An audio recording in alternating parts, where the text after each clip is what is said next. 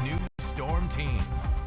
Welcome back to KX News at 6. Checking in here with the capital city, sitting at just 10 degrees right now. Far colder than we were this time yesterday. Those winds are coming down a bit though, sitting out of the northwest, about 15 miles per hour, knocking that wind chill down to 8 degrees below the 0-degree mark. Your Wednesday weather headlines looking ahead to tomorrow. Overall, those winds much calmer than they were today. Overnight tonight, it's going to be near zero for those overnight lows, and we'll stay pretty cold tomorrow before that warm up Friday into Saturday. Also watching possible rain snow mix there Sunday into Monday of next week. Temperatures earlier this morning at 2 a.m. much warmer than right now. We have widespread 30s pretty much across the board. Most areas well above the freezing mark. It's not too often we see our highs of the day occur at 2 a.m. as temperatures right now are much colder. Seeing some zeros towards the far north, even a 2 towards Mohall, 8 and Flasher. So again, much warmer earlier in the day and colder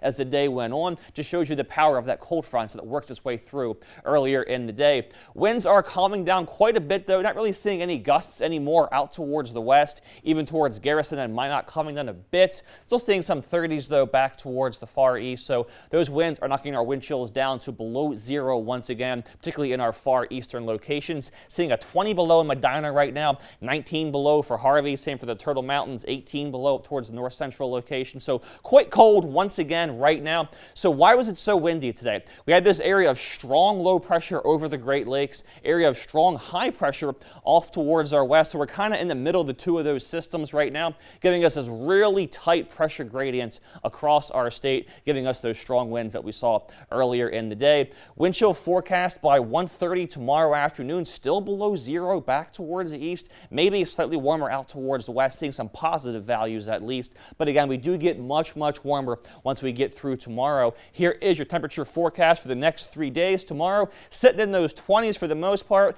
Dickinson a little bit warmer, but by Friday, widespread above freezing values, even some 40s for Dickinson. Look at Saturday though, 48 for Bismarck, 43s for Minot and Wilson, even a 51 for Dickinson. So some help is on the way over the course of the next 3 days. Sunday and Monday, a little bit colder though as you push into early next week. Looking at Williston's next 5 days, tomorrow a high of just 24, but 30s by Friday, even a 40 by Saturday, and again a little bit colder, watching that chance for snow or rain Sunday into Monday of next week.